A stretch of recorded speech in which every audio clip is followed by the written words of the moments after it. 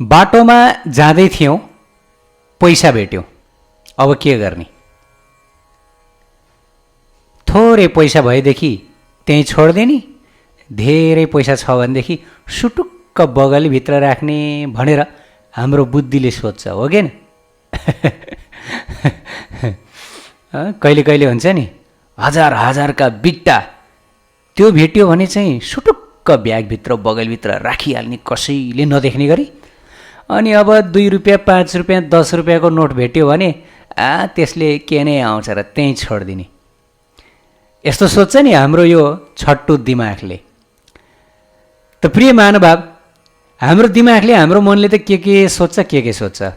कहिले ठिक सोध्छ, कहिले बेठिक सोध्छ, कहिले राम्रो सोध्छ, कहिले नराम्रो सोध्छ। त शास्त्रमा के उपदेश दिएको छ कि बाटोमा हिँड्दै गर्दा यदि पैसा भेट्यो, धन भेट्यो वा कुनै पनि बहुमूल्य चिज भेट्यो भने अब के गर्ने? त्यसलाई टप्प टिपेर राख्ने कि त्यहीँ छोडिदिने? त यसै प्रसङ्गमा म मेरो आफ्नै जीवनसँग सम्बन्धित एउटा रोचक घटना सुनाउन जाँदैछु कि बाटोमा भेट्टाएको पैसा लिनुहुन्छ कि हुँदैन भन्ने प्रसङ्गमा।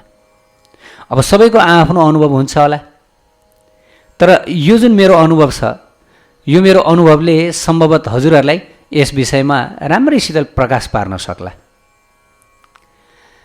आजभन्दा 12-15 वर्ष अगाडिको घटना म सुनाउन जाँदैछु।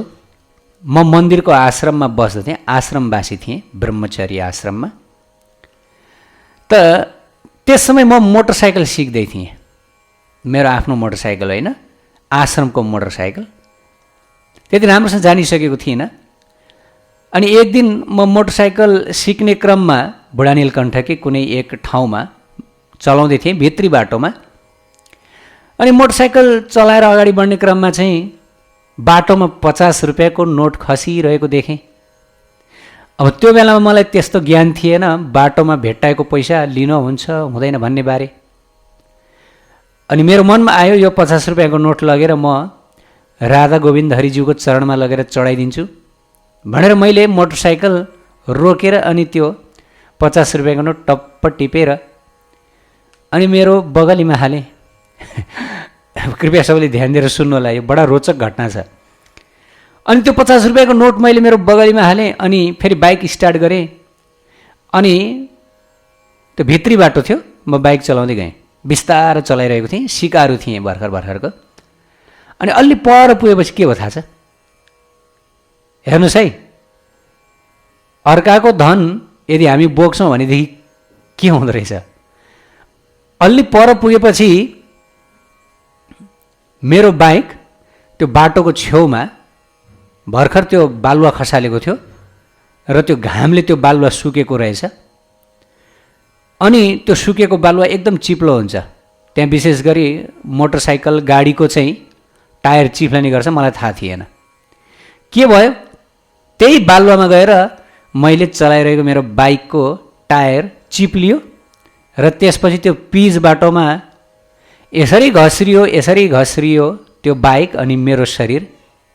अब पिच बाटो, विचार गर्नुहोस्, पिच बाटोमा, त्यो पनि गाउँको पुरानो पिच बाटोमा यदि यो शरीर धस्रिन्छ भनेदेखि कस्तो घाउ लाग्ला, कस्तोसितले छाला पाछिएला। त वास्तवमा भन्नुपर्दा त्यही भयो। पिच बाटोमा मेरो बाइक धस्रियो, चिप्लियो, अनि त्यसपछि बाइक पनि त्यहाँ केही नोक्सान भयो। अनि त्यसपछि मेरो यो शरीर, यो जुन हात छ, यो हात पुरै यहाँदेखि यहाँसम्मको त्यो जुन छाला छ, मांस पुरै पाछियो, पुरा एकदम रगताम्य भयो। अनि अन्यत्र स्थान पनि, खुट्टामा पनि। ठुलो घटना त घटेन, म बचेँ, उताबाट गाडी आइरहेको थियो, धन्न मलाई राधा गोविन्दले बचाउनु भयो। तर पनि जुन घाउचोट पटक लाग्यो, ठुलै घाउचोट पटक लाग्यो। अनि त्यसपछि सकि नसकी मोटरसाइकल उठाएर क्लिनिकमा गएर अनि पट्टी आदि इत्यादि औषधि गरेँ, खर्च भयो 500-1000 जति औषधि ल्याएँ। तर यति हुँदासम्म पनि मैले यो सोच्न सकिरहेको थिइनँ कि मलाई कुन कर्म लाग्यो, मैले कुन कर्मको फल भोगेँ भनेर। अचानक बाइक चिप्लिएर लडेँ, त्यसपछि त्यस्तो भवितव्य आयो, मैले ठम्ब्याउन सकिनँ। तर धेरै वर्षपछि यस्तै एउटा घटना घट्यो। त्यहाँ पनि मैले बाटोमा भेट्टाएको एउटा सिक्का टिपे अनि त्यो सिक्का मेरो बगलीमा हालेँ र यस्तै एउटा सानो घटना घट्यो। अनि त्यसपछि मैले यो कुरो महसुस गरेँ कि वास्तवमा भन्नुपर्दाखेरि बाटोमा भेट्टाएको धन सम्पत्ति कुनै हालतमा पनि उठाउन हुन्न रहेछ, छुन हुँदैन रहेछ भन्ने कुरा मैले निष्कर्ष दिएँ। र त्यो दिन उपरान्त मैले बाटोमा भेटेको कुनै पनि चिज टिपेर आफ्नो बगलीमा राख्ने सोच्दा पनि सोचिनँ। शास्त्रमा पनि लेखिएको पाइयो, मातृवत् परदारेषु परद्रव्येषु लोष्ट्रवत् आत्मवत् सर्वभूतेषु यः पश्यति स पण्डितः। त यो श्लोकको अर्थ बडा सुन्दर छ। यो श्लोकसँग सम्बन्धित छ। किन अर्काको चिज छुनुहुन्न, अर्काको अधिकार, अर्काको अधीनमा रहेको चिज छुनाले त्यसबाट कर्म आउँछ, रियाक्सन आउँछ। हामीहरूलाई केवल हाम्रो चिजबिज छुने मात्रै अधिकार छ। हामीले धर्मोचित रीतिले कमाएको धन सम्पत्ति वस्तुको उपभोग गर्ने मात्र अधिकार छ। त यो श्लोकमा त्यही बताइयो, मातृवत् परदारेषु। परदार भनेको परस्त्री, अर्काकी स्त्री। अर्काकी स्त्री भनेको आफूसँग विवाह नभएकी जो पनि स्त्री हो, परस्त्री शास्त्रमा बताइएको छ। केवल विवाह भएकी स्त्री मात्रै परस्त्री मानिन्नन्। पर स्त्रीलाई सधैँभरि माताको दृष्टिकोणले हेर्नु भनेर शास्त्रमा बताइयो। मातृवत् परदारेषु, माताको दृष्टिकोणले हेर्नु, मातृवत् व्यवहार गर्नु, त्योभन्दा अरू होइन है। यदि पर स्त्रीलाई माताभन्दा माथि गएर व्यवहार गर्न थाल्यो भनेदेखि निश्चित रूपले ठुलो लफडा बेहोर्नु पर्छ। र अहिले संसारमा पर स्त्रीमाथि यस्तो किसिमको नजर लगाउने पुरुषहरूले कति दुःख प्राप्त गरेको हामी समाचारहरूमा पनि सुन्न सक्दछौँ। यो शास्त्रको वचन हो, यो सत्य हुन्छ, यो कदापि गलत हुँदैन। यसलाई कसैले स्मार्ट भएर पालना नगर्ला निश्चित रूपले उसले दुःख पाउँछ, ऊ फस्छ गएर धोका पाउँछ। अनि त्यसै गरी आएर भनियो परदार्येषु लोष्ट्रवत्, परद्रव्येषु लोष्ट्रवत्। परद्रव्य भनेको हो, यहाँ आएर कुरो मिल्यो। अर्काको द्रव्य, अर्काको द्रव्यमा के पर्दछ? अर्काको धन, अर्काको पैसा, अर्काको वस्तु, अर्काको चिजबिज, अर्काको नाममा रहेको कुनै पनि चिज, त्यसलाई लोष्ट्रवत् भनेको के भन्दाखेरि त्यसलाई सुँगुरको बिष्टा समान मान्नु। सुँगुरको बिष्टा, हामी सुँगुरको बिष्टालाई छुन्छौँ। बाटोमा जाँदै थियौँ, मानौँ कसैले चाहिँ बिष्टा त्यागेको देख्यौँ, सुँगुरले बिष्टा भर्खरै त्यागेको देख्यौँ, अब त्यो बिष्टालाई हामी छुन्छौँ? छुँदैनौँ नि, हामी हेर्दा पनि हेर्दैनौँ, नाक थुन्छौँ। हो त्यसै गरी अर्काको सामान, अर्काको धन, अर्काको वस्तुलाई बिष्टा समान मानेर त्यागिदिनु, छुँदा पनि नछिनु भन्यो। हामी छुँदा पनि छुँदैनौँ नि बिष्टालाई भेट्यो भने। हो त्यसै गरेर अब यो किन भन्यो भन्दाखेरि यसबाट कर्म लाग्छ। अर्काको चिजबिज अर्काको अनुमति बिना छुँदाखेरि, अर्काको इच्छा बिना छुँदाखेरि त्यसबाट कर्म आउँछ। कर्म भनेको त्यो हो, केवल हाम्रो कर्मअनुसार जे चिज आउँछ त्यो चिज मात्रै हामीले उपभोग गर्न पाउँछौँ। यदि हाम्रो कर्मअनुसार जुन धन आउँदछ त्यो मात्रै हामीले उपभोग गर्न पाउँछौँ। कर्मअनुसार हामीहरूसँग जे वस्तु आउँछ त्यो वस्तु मात्रै हामीले उपभोग गर्न पाउँछौँ। यदि हाम्रो कर्मअनुसार कुनै वस्तु आएको छैन र हामी लोभ लालचमा परेर त्यो वस्तुको उपयोग गर्न खोज्छौँ अर्काको वस्तु भनेदेखि निश्चित रूपले त्यसको कर्म भोग्नु पर्दछ। र मैले त्यही कर्म भोगेँ। त्यो बेला त्यो 50 रुपियाँ अर्काको वस्तु थियो नि बाटोमा खसेको, त्यो थोडी मेरो हो, मैले थोडी कमाएको थिएँ, मैले थोडी आर्जन गरेको थिएन नि, त्यो मेरो होइन नि, मेरो कमाइ होइन नि, त अर्काको कमाइ थियो। त त्यो मैले जब बगलीमा राखेँ त्यसपछि के भयो, अब म सँगसँगै कर्म हिँड्न थाल्यो, म सँगसँगै पाप रिङ्गिन थाल्यो। जब व्यक्तिलाई पापले घेर्दछ त्यसपछि पापको फल भोग्नु पर्छ नि त। मेरो बाइक अगाडि गएर बङ्ग्रेङ्गे लड्यो बालुवामा यसरी चिफ लिएर। साँच्ची बडा कष्ट भयो त्यो बेला, बडा कष्ट भयो। पुरा यो छाती पनि, यहाँको छाला पनि पुरा एकदमै निस्किएको थियो, एकदम कष्ट भयो। धेरै समय मैले कष्ट भोग्नु पर्यो। त यस्तो अनुभव अरू महानुभावहरूसँग पनि छ, धेरैजनासँग छ कि अर्काको वस्तु उपभोग गरेको कारणले गर्दा दुःख कष्ट भोग्नु परेको। त यदि हामीहरू बाटोमा जाँदैछौँ त अब 1000 रुपियाँको बिटो देख्यो के गर्ने, मनले त भन्छ राख राख राख भन्छ। अब 2-5 रुपियाँको देखे पो होइन होइन यो त छुनुहुन्न, यो त राख्नुहुन्न, यो 2-5 रुपियाँले के नै आउँछ र भन्ने हुन्छ। तर अब त्यतिकैमा 1000, 2000, 5000, 1 लाखको बिटो देखियो भनेदेखि ओहो यो त राख्नुपर्छ भन्ने भइहाल्छ होइन। कसले छोड्न सक्छ? अझ सुन भेट्यो भने, बहुमूल्य वस्तुहरू भेट्यो भनेदेखि। तर यदि हामी साँच्चै कर्मको फलबाट जोगिन चाहन्छौँ भनेदेखि हामीहरू छुँदैनौँ। बुद्धिमानी के हुन्छ भन्दाखेरि शास्त्रमा बताइएको छ, महापुरुषहरू बताउनुहुन्छ कि त्यो सामान जुन वस्तुको अर्थात् त्यो वस्तु जो व्यक्तिले खसालेको छ, मानौ बाटोमा जाँदै थियौँ, कोही व्यक्तिले आफ्नो पर्स खसाल्यो, कोही व्यक्तिले आफ्नो पैसा खसाल्यो, कोही व्यक्तिले आफ्नो सुन चाँदी के छ आफ्नो बहुमूल्य वस्तु खसाल्यो भनेदेखि तुरन्त त्यो व्यक्तिलाई यदि बोलाएर हेर्नुहोस् तपाईँको सामान खस्यो भनेर भन्यो भने पुण्य लाग्छ अरे, भगवान् प्रसन्न हुनुहुन्छ अरे। र अचम्मको कुरा त्यसबाट हाम्रो अर्को कुनै ठाउँमा फाइदा हुन्छ अरे हामीलाई, भगवान् प्रसन्न भएर। मैले सुनेको अर्को ठाउँबाट हामीलाई फाइदा प्राप्त हुन्छ अरे त्यो भनेको खण्डमा, उसलाई बोलाएर उसको सामान उसैलाई जिम्मा लगाएको खण्डमा। तर यदि त्यही सामान लोभ लालचमा परेर हामीले लियौँ भनेदेखि त्यसबाट त नोक्सान सहनुपर्छ। जति धेरै सामान छ त्यति नै नोक्सान सहनुपर्छ। मैले 50 रुपियाँको लागि कति ठुलो नोक्सान सहेँ, मेरो 1000 रुपियाँ खर्च भयो। थोरै 1 हप्तासम्म म सायद बेड रेस्ट गर्नु पऱ्यो, मलाई ज्वरो आयो त्यो राति, किनभने घाउ ठुलै थियो है, नोक्सान भयो नि। र अर्को एउटा कारण के पनि हुन्छ भन्दाखेरि जब व्यक्तिले आफ्नो सामान हराउँछ, जब व्यक्तिले आफ्नो धन सम्पत्ति कहीँ गुमाउँछ, त्यो व्यक्तिको त्यो मन हुन्छ नि, मन चित्त त्यहाँ लागिरहेको हुन्छ कि घुमिरहेको हुन्छ। ओहो मेरो सामान, मेरो वस्तु, मेरो पैसा कहाँ छ होला भनेर उसलाई अशान्ति भइरहेको हुन्छ। रातभरि सुत्न सकिरहेको हुँदैन, छटपटाइरहेको हुन्छ। ऊ कहिले यो ज्योतिषलाई देखाउने त्यो ज्योतिषलाई देखाउन हिँडिरहेको हुन्छ हो क्या। हामी पनि हेर्छौँ नि केही सामान हरायो भनेदेखि, किनभने आफ्नो सम्पत्ति आफ्नो चिज बडा प्यारो हुन्छ। तर त्यही चिज हामी कोहीसँग एक्सचेन्ज गर्छौँ भनेदेखि प्यारो हुँदैन। मानौ हामी पसलमा गएर पैसा दिन्छौँ अनि त्यो पसलेसँग सामान लिन्छौँ, हामीलाई त्यो पैसाको अब प्यार हुँदैन, खासै त्यो पैसासँग केही आसक्ति हुँदैन, किन हामी दिइसक्यो, त्यसको बदलामा केही पायौँ। तर यदि बदलामा केही कुरा नपाउँदै धन सम्पत्ति हराउँछ, गुम्छ, कसैले लिएर जान्छ भने त्यसको बडा पीडा हुन्छ, व्यक्तिलाई बडा पीडा हुन्छ र उसको मन त्यहाँ लागिरहेको हुन्छ। अब सोच्नुहोस्, उसको मन त्यहाँ लागिरहेको हुन्छ, उसको चित्त त्यहाँ घुमिरहेको हुन्छ, त्यहाँ कति रियाक्सन कति कर्म लागिरहेको हुन्छ। अनि त्यो चिज हामी ट्याप्प समातेर लिएर हिँड्छौँ अनि हामीलाई त्यसको रियाक्सन आउँदैन, हामीलाई त्यसको फल भोग्नु पर्दैन। किन भोग्नु पर्दैन? भोग्नु पर्छ, एकदम नराम्रोसँग भोग्नु पर्छ। त्यसमा अर्काको वस्तु, शास्त्रको वचन मात्र होइन, यथार्थ साइन्टिफिकली पनि यसमा हामी रिसर्च गर्न सक्छौँ।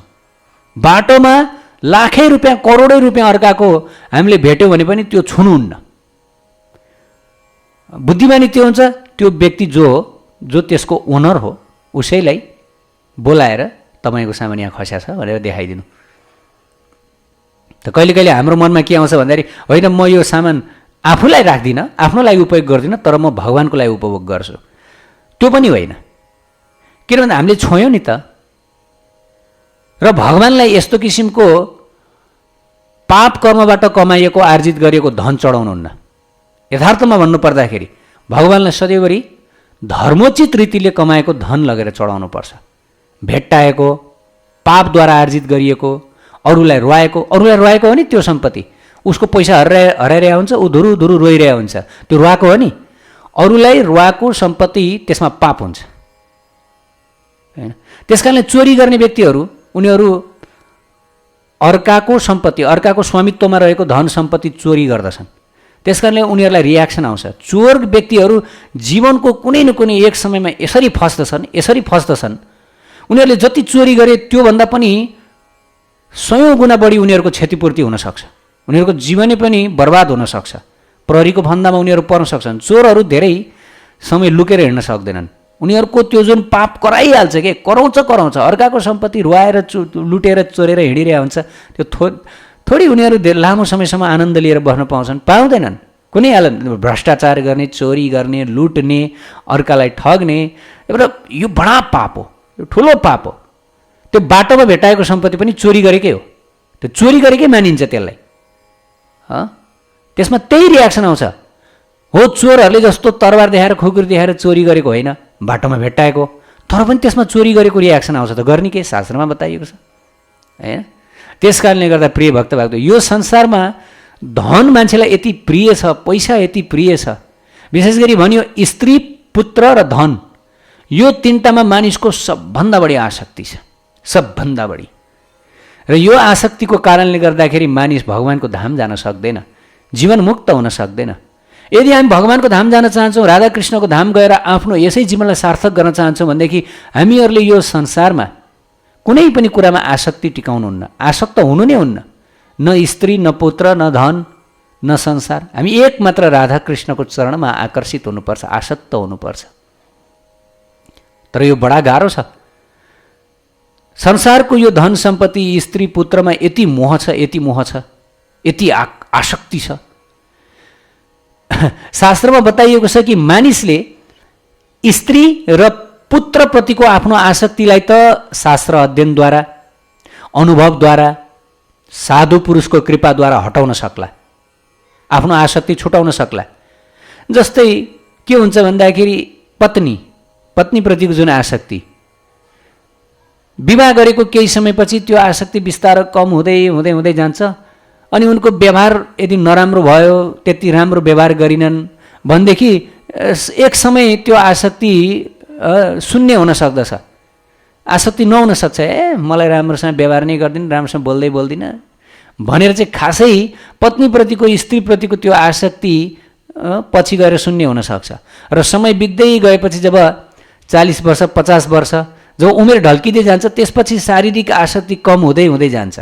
समयले पनि आसक्तिलाई कम गर्दै लिएर जान सक्छ र व्यवहारले पनि आसक्तिलाई कम गर्दै लिएर जान सक्छ। र यसमा धेरै कुरा लागू हुन सक्छ आसक्ति कम हुनको लागि। र पुत्रसँग पनि आसक्ति त्यही अनुसार कम हुँदै जान सक्छ। बाल्यकालमा आसक्ति धेरै हुन सक्छ, समय बित्दै जाँदा, ठुलो हुँदै जाँदा, बढ्दै जाँदा आसक्ति कम हुँदै हुँदै गएर भोलिपर्सि बिहा गरेर आफ्नो घरजम गरेर बसिसकेपछि, छुट्टिएर बसिसकेपछि त्यसपछि आसक्ति धेरै नै कम हुन सक्छ। र त्यसमा पनि अझ यदि छोरो चाहिँ एकदमै बाउ विरुद्ध लाग्ने, एकदमै पितालाई मन नपराउने छ भनेदेखि त्यो त आसक्ति नै हुँदैन धेरै, हैन। त स्त्री र पुत्रप्रतिको जुन गहन आसक्ति छ, त्यो आसक्तिलाई मनुष्यले कालक्रममा शास्त्रको सहारा लिएर, साधु पुरुषको सहारा लिएर, उनीहरूको आचरण व्यवहारलाई चिनेर आसक्त रहित हुन सक्छ। यिनीहरूसँग आसक्त हुनुहुन्न, है, हुँदैन भनेर। तर बडा अचम्मको कुरा, यो जुन धन सम्पत्ति प्रतिको आसक्ति छ, यो आसक्ति घटाउनलाई मनुष्यले त्यति सजिलै सक्दैन। शास्त्रमा त स्त्री र पुत्रप्रतिको आसक्ति हटाउन सक्ला मनुष्यले, तर धन प्रतिको आसक्ति उसले हटाउन सक्दैन। इङ्ग्लिसमा नि एउटा भनाइ छ नि, money is sweeter than honey. यो संसारमा पैसा, धन सम्पत्ति जस्तो मिठो र स्वादिलो चिजहरू केही पनि छैन मनुष्यलाई। पत्नी पनि यति प्यारी हुन्न जति धन प्यारो हुन्छ। किनकि यदि धन छ भनेदेखि मनुष्यले सोच्दछ यस्ती पत्नी, यस्ती स्त्रीहरू त लाइन लगाइदिन्छु भनेर सोच्दछ। धन यति प्यारो हुन्छ मनुष्यलाई। प्रिय भक्त भागवत, अब यो धनको आसक्ति छुट्न नसक्ने अर्को एउटा कारण पनि छ। आचार्य सन्त महापुरुषहरू बताउनुहुन्छ कि कालक्रममा समय अनुसार यी जो व्यक्तिहरू छन्, स्त्री पुत्र, यिनीहरूप्रतिको आसक्ति घट्दै जान्छ। हामीले अघि नै पनि चर्चा गऱ्यौँ। जति पुरानो हुँदै जान्छ त्यति आसक्ति कम हुँदै जान्छ भन्ने हुन्छ। तर धन यो के हुन्छ, जस्तै जग्गा जमिन सुन, धनको भ्यालु के हुँदै जान्छ, जति समय बित्दै गयो त्यति धनको मूल्याङ्कन बढ्दै जान्छ। मानौ यति बेला हामीले 10 लाख रुपियाँमा जग्गा किनेका छौँ। अब 10 लाख भनेको त सामान्य हो, खासै धेरै मूल्य होइन। अहिले हामीहरूलाई लाग्छ 10 लाख यो त म छोडेर जान सक्छु, म यो केही पनि होइन, यसलाई त्यागेर चाहिँ म विरक्त बन्न सक्छु, म भगवानको भक्तिमा लाग्न सक्छु भनेर अहिले विचार गर्न सक्छौँ। अहिले 10 लाख हुँदाखेरि, तर त्यही 10 लाख अर्को वर्ष 20 लाख भइदिन्छ, किनभने प्रति वर्ष सम्पत्तिको जग्गाको मूल्याङ्कन त डबलिँदै जान्छ नि, होइन। अर्को वर्ष अब त्यसपछि 2 वर्षपछि त्यसको मूल्य के हुन्छ, त्रिबल हुन्छ। अब 3 वर्ष 4 वर्षपछि 54 हुन्छ, 5 वर्षपछि 55 हुन्छ। र यस प्रकार अब त्यो जग्गा जमिन त्यो धन सम्पत्तिको मूल्य प्रति वर्ष डब्लिँदै जान्छ र प्रति वर्ष अब त्यो धन यति प्यारो लाग्न थाल्छ, त्यो जग्गा यति प्यारो लाग्न थाल्छ। ओहो हो हो हो, पहिला 10 लाखमा किनेको आज 20 लाख भयो, अब अर्को वर्ष राख्यो भने त 30 लाख हुन्छ, अर्को वर्ष राख्यो भने 40 लाख हुन्छ। यस प्रकार अब मसँग 1 करोड हुनलाई धेरै समय छैन। 1 करोड हुनलाई कति हामी गनेर बस्छौँ दिन रात, हो कि हैन? जग्गा जमिन जब व्यक्तिसँग हुन्छ अब उसको मन भगवानमा लाग्न बडा कठिन हुन्छ, बडा कठिन हुन्छ। जग्गा जमिनमै घुमिरहेको हुन्छ। कहिले दोबर मूल्य होला र बेचौँला अनि अर्को ठाउँमा सस्तो जग्गा किनौला र त्यहाँ पनि दोबर मूल्यमा बेचौँला, फेरि अर्को ठाउँमा सस्तोमा जग्गा किनौला, तेब्बर मूल्यमा बेचौँला भनेर मनमा खालि पैसा पैसा मात्र खेलिरहेको हुन्छ। जग्गा जमिनको काम गर्ने महानुभावलाई यो कुरा राम्रोसँग थाहा होला। हेर्नुहोस्, अरू कुराको आसक्ति छुट्ला, मनमा स्त्री पुत्रको आसक्ति नआउला, अब स्मरण नआउला, तर जग्गा जमिनको स्मरण आउँदछ। धन सम्पत्ति यति प्यारो हुन्छ। अनि विचार गर्नुहोस्, अब त्यो 10 लाखमा किनेको जग्गा जमिन अब गएर चाहिँ 50 वर्षपछि 1 अर्ब हुन्छ। 50 वर्षपछि 1 अर्ब भयो। अब त्यसपछि के छोड्न सक्नुहुन्छ? 10 लाखमा जग्गा किन्दाखेरि म त 50 वर्षपछि विरक्त हुने हो, म त वृन्दावन गएर बास गर्ने हो, भजन गर्ने हो, यो संसार सब कुरा छोड्ने हो, त्याग्ने हो भनेर महानुभावहरू भन्ने गर्नुहुन्छ। 10 लाख मूल्य हुँदा जब पछि 1 अर्ब मूल्य हुन्छ 50 वर्षपछि, अरे भाइ, अरे मित्र, अब छोड्ने कुरा त छोडिदेऊ, अब तिमी त्यो जग्गाको आसक्तिमा कसरी फस्यौ, कदापि छोड्न सक्दैनौ तिमी, असम्भव, सपनामा पनि छोड्न सक्दैनौ त्यो जग्गा जमिन। सब कुरालाई छोड्न सक्यो भने त्यसलाई छोड्न सक्दैनौ, अब सम्पत्तिलाई छोड्न सक्दैनौ, किनभने त्यति भ्यालु 1 अर्बको पैसा कसरी छोड्ने, यो त बडा कठिन छ। जीवन त्याग्न सकिन्छ, प्राण त्याग गर्न सकिन्छ, तर 1 अर्बको जग्गा जमिन छोड्न सकिन्न। अनि जग्गा जमिनमा आसक्ति भयो, अब मृत्यु त आइहाल्छ, मृत्यु आएपछि त्यही जमिनको मुसा भएर जन्मियो, रक्षा त गर्नु पर्यो नि, अर्को जन्म मुसा भएर जन्मिन्छ। त्यस कारणले गर्दा प्रिय भक्त भागवत श्रीमद् भागवत 10 स्कन्द 88.8मा श्रीकृष्ण भगवानले बडा सुन्दर उपदेश दिनुभयो। उहाँ बताउनुहुन्छ कि यस्याहम अनुगृह्णामि हरिष्य तद्धनम शनै ततो धनम त्यजन्त्यस्य सौजना दुःख दुःखितम। बडा सुन्दर उपदेश छ। यो उपदेशमा स्वयं भगवान कृष्ण बताउँदै हुनुहुन्छ कि वास्तवमा मलाई प्राप्त गर्न चाहने जो भक्त हुनुहुन्छ, यदि कसैले यसै जीवनमा राधा कृष्णलाई प्राप्त गर्ने अठोट लिनुभएको छ, आफ्नो मानव जीवनलाई सार्थक गर्ने अठोट लिनुभएको छ भनेदेखि सर्वप्रथम यो धन संग्रह गर्ने प्रवृत्ति छ, जग्गा जमिन बटुल्ने प्रवृत्ति छ, यो प्रवृत्तिलाई रोक्नुहोस्। हो ठिक छ, ती व्यक्तिहरू जो राधाकृष्णको धाम जान चाहँदैनन्, उहाँको चरण सानिध्य प्राप्त गर्न चाहँदैनन्, यसै जीवनमा 84को चक्रबाट मुक्त हुन चाहँदैनन्, ती व्यक्तिहरूको लागि त जति धेरै धन भयो, जति धेरै जग्गा जमिन भयो त्यति राम्रो नि। आहा, पूजा नि त्यसैको लागि लगाएको हुन्छ, लक्ष्मी पूजा गर, यो पूजा गर, त्यो पूजा गर, कहाँबाट आउला धन, कहाँबाट आउला जग्गा जमिन, होइन? उहाँहरूको लागि फाइदा, ठिक छ, किनभने अब लक्ष्य नै यो संसारमै रहनेछ, 84मा घुम्ने छ, त यो संसार प्यारो छ। संसार प्यारो भएपछि त जग्गा जमिन चाहियो नि, खुब जग्गा जमिन चाहियो, सबै चाहियो, पुरा एउटा जिल्ला नै उनीहरूको नाममा भइदिने भने त बडा राम्रो हुन्थ्यो। संसारको सबै जग्गा जमिन उनीहरूको नाममा भइदिए कति राम्रो हुन्थ्यो भन्ने हुन्छ। तर शान्ति मिल्दैन, सुख मिल्दैन। धन सम्पत्तिले आजसम्म कसलाई सुख दिएछ, कसलाई शान्ति दिएछ? दिएको छैन, कसैलाई शान्ति दिएको छैन। हामी चैतन्य चरितामृत पढिरहेका छौँ, सनातन गोस्वामीको बडा सुन्दर। धन हुने व्यक्ति कति कालको नजिक हुन्छ, हेर्नुहोस् है त प्रिय भक्त भागवत। अब त्यसपछि के हुन्छ? जग्गा जमिनको मूल्य बढिसकेपछि छोड्न सकिन्न। त्यही भएर श्रीमद् भागवतमा श्रीकृष्ण भगवान के बताउनुहुन्छ? यस्याहम अनुगृह्णामि हरिष्य तद्धनम स्वयं। यदि म कुनै भक्तमाथि अपार कृपा गर्दछु भनेदेखि म सर्वप्रथम त्यो भक्तको धन हरण गर्दछु, धन लुकाइदिन्छु। धन कृष्ण भगवानले भन्नु भएन म उसको पुत्र र पत्नी छुटाइदिन्छु भन्नु भएन। अरे पुत्र र पत्नी त उसले छुटाउन सक्ला आफ्नो सत्सङ्गको शक्तिद्वारा, तर धन छुटाउन सक्दैन। याद गरौँ, जतिसुकै सत्सङ्ग गरे पनि, जतिसुकै भागवतको ज्ञान सुने पनि, जतिसुकै वैराग्यको शिक्षा लिए पनि संसार केही होइन, यो 2 दिनको जिन्दगी हो, यो संसार नष्ट भएर जाने हो, यो झुठो हो भनेर जतिसुकै ज्ञान लिए पनि धन सम्पत्ति जग्गा जमिनको मोह छुटाउन सकिन्न। यो बडा खतरनाक मोह हो।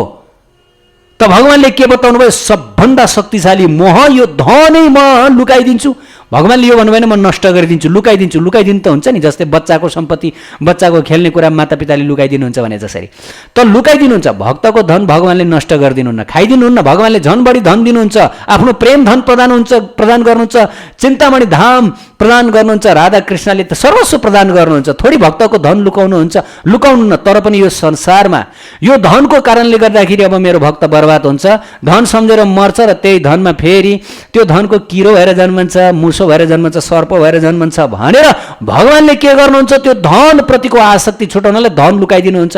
यसरी लुकाइदिनुहुन्छ। अब उसको धन हुँदैन। अनि के रे? अनि त्यसपछि तत्त्व धनम त्यजन तस्य स्वजन दुःख दुखितम। धन नभएपछि त्यो मेरो भक्तलाई स्वजनहरूले त्यागिदिन्छन्।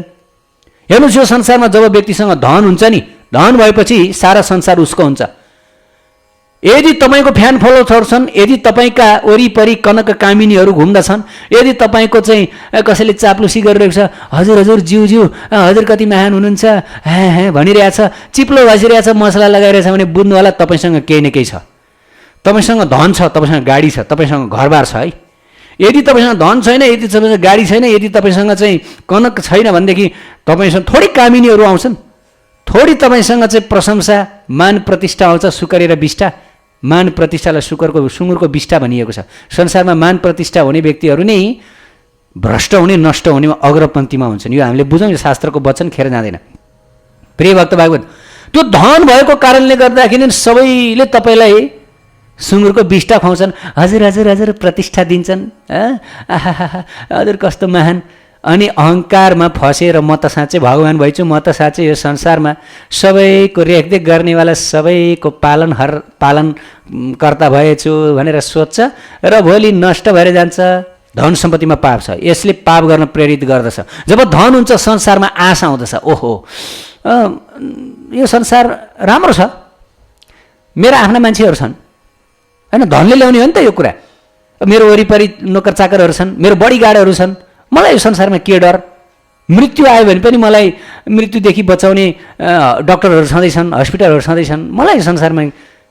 अनि व्यक्तिले पाप कर्म गर्दछ, किनभने जब व्यक्तिको मनमा डर हुँदैन त्यसपछि उसले पाप कर्म गर्दछ। जब डर हुन्छ उसले पाप कर्म गर्दैन।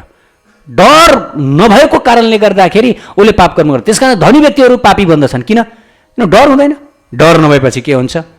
पाप कर्म गर्दछन्, रक्सी खान्छन्, मांस मदिरा खान्छन्, पर स्त्री परपुरुषसँग गर्दछन्। अनेक किसिमका संसारका जति पनि माफियाहरू प्राय धनधान्य व्यक्तिहरू नै छन्, मारकाट गर्ने उनीहरू नै छन्। धनी देशहरू के गर्दछन्? मिसाइलहरू बनाउँछन्, लाखौँ जनताहरूलाई मार्दछन्। किन? धनको कारणले गर्दा। धनमा पाप छ, त्यस कारणले साधु सन्तहरू यो धनलाई छुनु पनि हुन्न।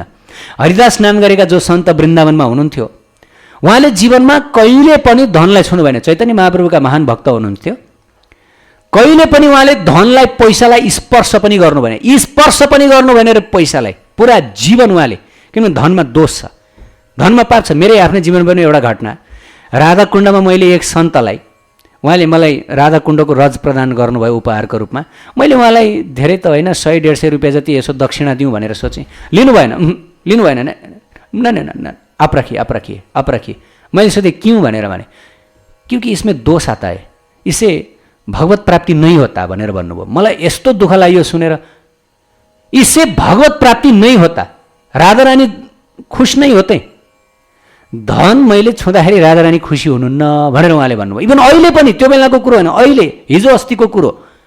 ल हेर्नुहोस्, आजसम्म पनि वृन्दावनमा धनलाई स्पर्श नगर्ने सन्तहरू हुनुहुन्छ। ल आजसम्म पनि पैसालाई स्पर्श नगर्ने बाँचिरहनु भएको छ, भजन गरिरहनु भएको छ।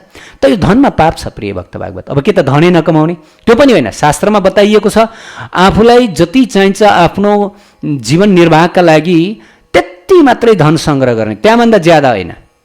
यदि परिवार छ, परिवारको जीवन निर्वाह गर्नको लागि जति पाप कर्म गरेर होइन, लुटेर, अरूलाई ठगेर, दुष्कर्म गरेर होइन, त्यसको त नरक भोग्नुपर्छ, पापको फल भोग्नुपर्छ।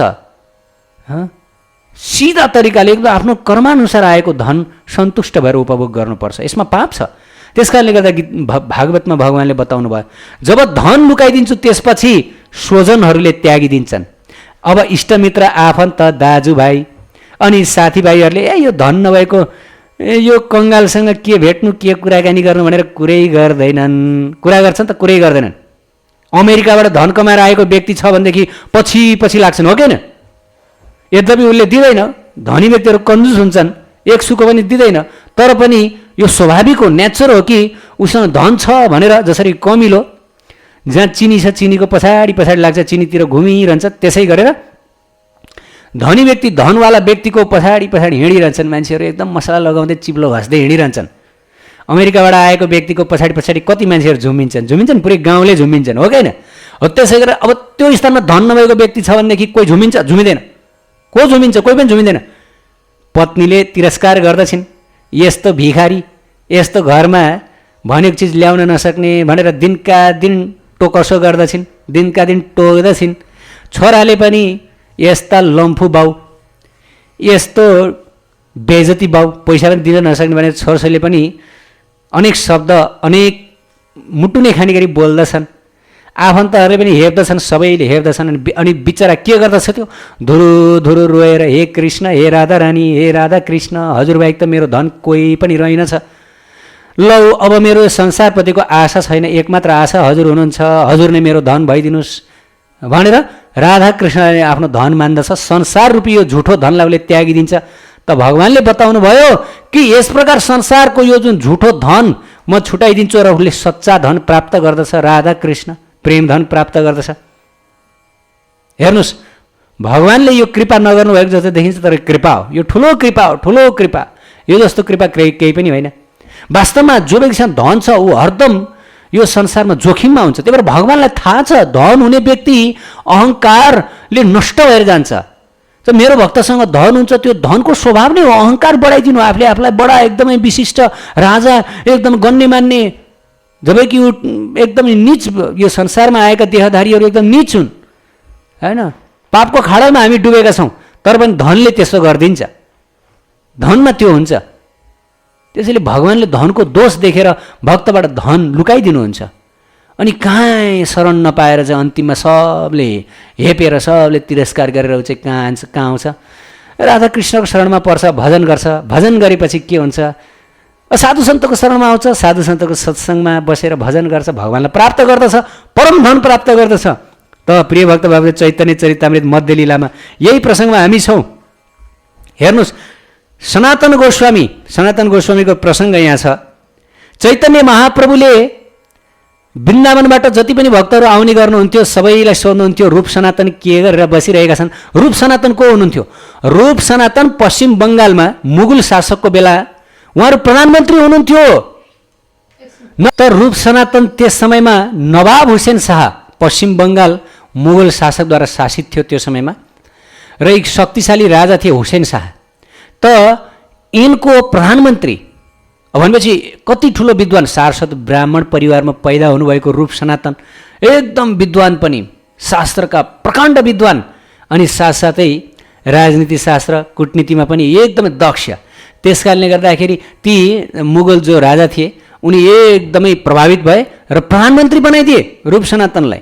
एकदम अब राज्यको प्रधानमन्त्री। कति धन सम्पत्ति थियो होला, प्रशस्त धन सम्पत्ति, प्रशस्त सोन चाँदी दिएर चाहिँ राजाले यस प्रकार रूप सनातनलाई आफ्नो राजकाज सम्हाल्नको लागि भनेर दिए। त रूप सनातन उहाँहरू जब पछि चैतन्य महाप्रभु दर्शन प्राप्त गरी वृन्दावन जानुभयो, वृन्दावन वासको लागि भनेर आउनुभयो, भक्त बन्नुभयो, त्यसपछि के भयो हेर्नुहोस् त, उहाँहरू कस्तो तरिकाले बस्नुभयो। अरे प्रधानमन्त्री कुनै समय आज कसरी बस्दै हुनुहुन्छ? चैतन्य महाप्रभुले सोध्नुभयो वृन्दावनबाट फर्किनुभएका भक्तहरूलाई कि रूप सनातन कसरी बसिरहेका छन् भनेर।